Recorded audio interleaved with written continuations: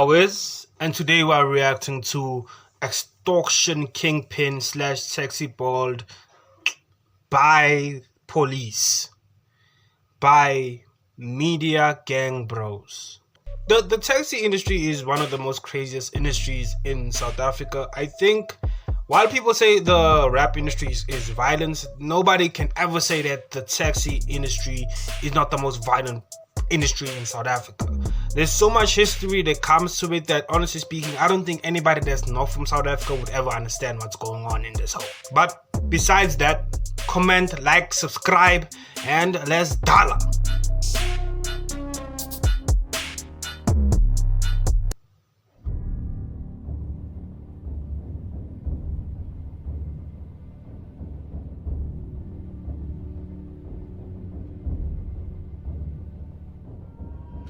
This video is about a man who rose from washing taxis at the rank to becoming one of the most feared bosses in the taxi industry, Zola Bishop Yolelo. Zola was a powerful figure in an industry ruled by bullets, bloodshed, and brute force. He wasn't just a taxi tycoon, he was also accused of running extortion rackets and was previously arrested in connection with several taxi hits. Though he was never successfully prosecuted, some of the cases were still open. Then on the 23rd of June, everything came to a shocking end. Zola and 5 other suspects were laid down by police in a shootout near Umtata Airport. Now in this episode, we dive deep into the rise and fall of Zola Bishop Yolelo, the controversial taxi king and alleged extortion mastermind whose life ended in a shower of bullets and unanswered questions. I don't think it's fair, first and foremost, to be accused like that. As Sandako, we didn't have any position to interrupt or disturb in that case. We are sympathetic towards them. They can go and open the cases to the police. We are there to assist when it is necessary. Lately, the law and the police haven't had much luck arresting and convicting extortion suspects, but they've been laying them down instead, and it's happening more and more, especially in the Eastern Cape. Not long ago, it was Mareke in Umtata West who was dropped cold by the police. Then it was Young Apara. Now, Zola Yolelo is the latest to be taken out. All 3 were tied to ruthless extortion rackets, and all 3 were taken out before having their fair day in court. What's even more chilling is how every one of these deadly encounters seem to follow the same script. Police say the suspects opened fire first and then they were forced to shoot back. True or not, the public doesn't care. People seem to be relieved to see the so-called criminals gone than they are concerned about how it happened. Yeah. Okay. So to give you a brief breakdown to all my non-South African viewers, if you're gonna really think about the taxi industry in South Africa, you gotta think about think of the mafia. You know what I'm saying? Like the real mafia, like cartels, all those type of members. That's the taxi industry in South Africa. That's how they move. That's how they operate. That's how they status quo is. Now it's also complicated too, depending on where you're from and which area you're from, where the community might have a good relationship with the taxi industry, or they might not have a good relationship with the taxi industry. However, the community still needs the taxi industry, right? As the taxi industry is one of the most common and most used mode of transport in South Africa. Yes, there's Bolts and there's buses and all these other things, but some people don't have the money for Bolts. They don't have money for the buses, or they don't have the time to wait for the buses. So it's usually the taxis. So, yeah. And taxis are known to move like the mafia and extorting other people and doing a lot of criminal behavior, allegedly.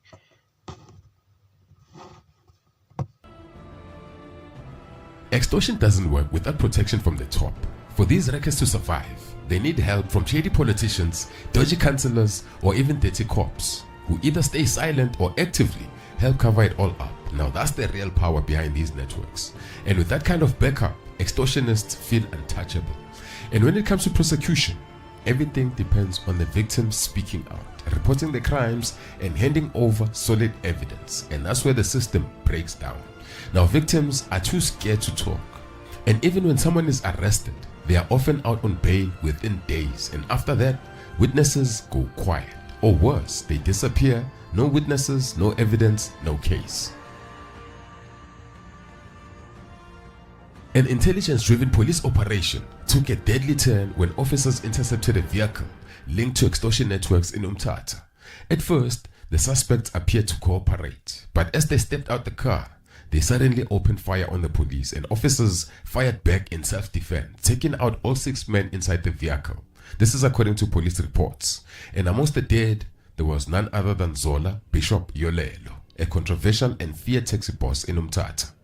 To the scene, but the understanding, Akash, that we do have at this particular point in time is that no Lado, I think, and I'm just being allegedly, I think the police from Eastern Cape are taking the KwaZulu-Natal playbook, the Nkandla playbook. You remember from that, if you didn't watch the video, when basically they're talking about Awez gang, I think they might be taking that playbook with them.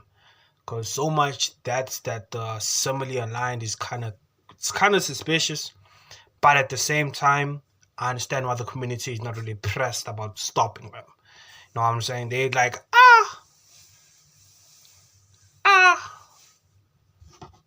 Even when we talk, you'll wanna, and we're not gonna talk. We're not gonna involve ourselves. You know what I'm saying? Could be that type of situation. Is that we're looking at about 6 fatalities. It's a shooting that involved members of the National Intervention Unit known as the NIU. You'd recall, Akash, that this was a unit deployed particularly to this area of Mthatha by the National Police Commissioner General Fani Masemula sometime last year, given that there was this wave of cases of extortion. And the information as well that we're getting from our sources is that the taxi boss that is said to have been killed in this particular incident was in fact arrested sometime last year in Johannesburg, Mall of Africa to be precise, on charges of extortion. And we're told that that is the very same taxi boss that has been shot and killed here on the R61 in Mthatha. Details really still sketchy, and I think Zola's rise was stuff of township legends. He started out washing taxis, then worked as a conductor at the local taxi rank. Slowly, he climbed the brutal ranks of the taxi world, eventually becoming a chairperson of the Uncedo Umthatha Taxi Association in 2002. Then he was elected provincial chairperson of Santaco in the Eastern Cape. Then just a few months later, he became the national chairperson of Santaco. But behind the glory, there was a much darker story. Zola Lido, that is impressive. That is impressive. That is the story that almost every but that is like the story of every mafia game. Now I'm saying, like the Rockstar Mafia game, where basically the Oki started from nothing next and then became this top boss in the mafia universe. That's like the whole baseline, bro. Like I want to play that game one day though. I really want to play that game. He was accused of running a widespread extortion scheme, mostly targeting foreign-owned businesses in Umthatha. Local community members accused these business owners, especially hardware shops, of monopolizing the market. Tensions were high.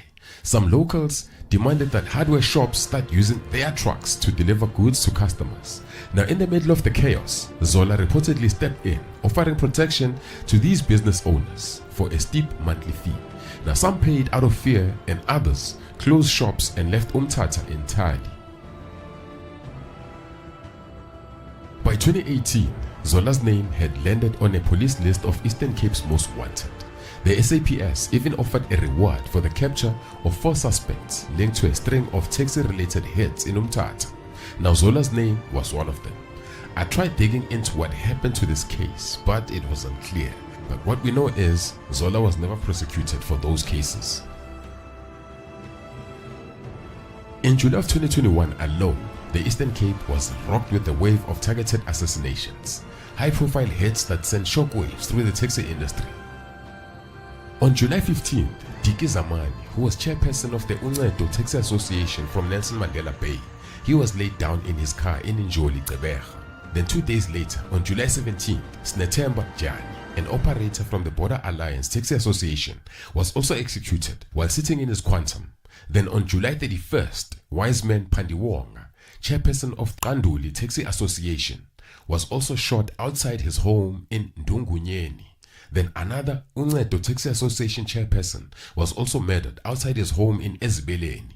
Now all of these hits happened within a single month, and as far as I could find, no one has ever been prosecuted for them. Back in 2020. Yeah, but sometimes, fiction can have a lot of dark truths. So 2021 and 2022, when Intercape publicly accused Eastern Cape taxi operators, especially Santaco, of extortion and violent intimidation, Zola appeared on the news speaking on behalf of Santaco. He strongly denied the accusations, insisting there was no campaign to threaten or extort the long-distance bus company. Now in Umtata and within Santaco cycles, Zola's name carried serious weight and serious fear. The resolutions of the meeting. The resolutions of the meeting are that we agreed to form a task team which will be comprising of the bus industry and Santaco to go and visit all the sport areas to condemn these illegal practices. As Santaco, we are condemning all these illegal practices. No one is allowed to damage the property. No one is allowed to interfere with the operations of the other company. Then in 2024, 2 suspected hitmen linked to taxi-related hits in the Eastern Cape were arrested in the Mall of Africa in Midrand, and a 3rd suspect was caught in East London. Now reports suggest that Zola was among a group that was taken in for questioning. Now these hits took place in November of 2023 and August of 2024, claiming the lives of 2 taxi bosses, a driver and an association member. Now during the arrests, police recovered 4 hammers and an AK.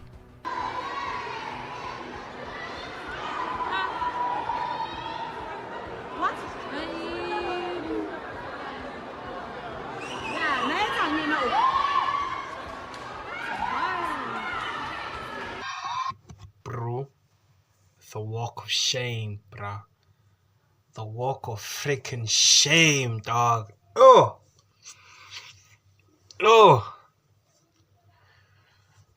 I don't know how I'd feel, bro. Like, maybe if my family saw me, bro. Handcuffs. You know what I'm saying? These many men around me. Handcuff me, bro. Like, I don't know, bro. I've never been into any type of situation where I needed to be handcuffed or I went to prison. I think I did go to jail once, but that was more like me visiting it than actually going there. You know what I'm saying? So I don't think like bro, I don't know how I would ever feel if I ever got like in that type of situation. Would I be pissed? Yeah, maybe at myself and maybe at the people that's arrested me. Cause niggas, why give me the walk of shame, bro? The walk of shame? At least put something like, put a bag on me, dog, so no one can see my face, bro. You already got me, Joe. You already got me. I'm not gonna go anywhere.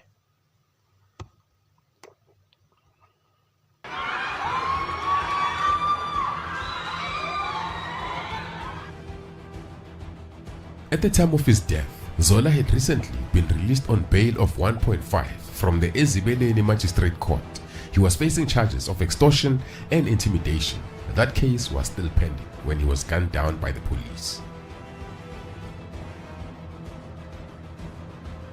After the news broke that Zola Yolelo had been killed by police, King Buyelekaya Dalingebo of the Abatembu wasted no time setting the record straight. In a bold public statement, the king distanced traditional leadership from Zola completely. He made it crystal clear that Zola had no legal status as a headman in Umtata West. That claim had already been struck down by the High Court in 2023. Now Zola's interdicts were dismissed without any success. The king went even further, warning that criminals were hiding behind the mask of traditional leadership to extort communities. He pointed directly to another self-proclaimed fake chief, Mareke, who had been extorting residents, schools and local businesses in Umtata West before the police took him down in 2024. Now Zola's downfall wasn't quiet or dignified. It didn't end in a courtroom. It ended in gunfire. His once powerful reign collapsed in a storm of bullets, betrayal and suspicion, making the violent fall of a man who had risen high and crashed even harder.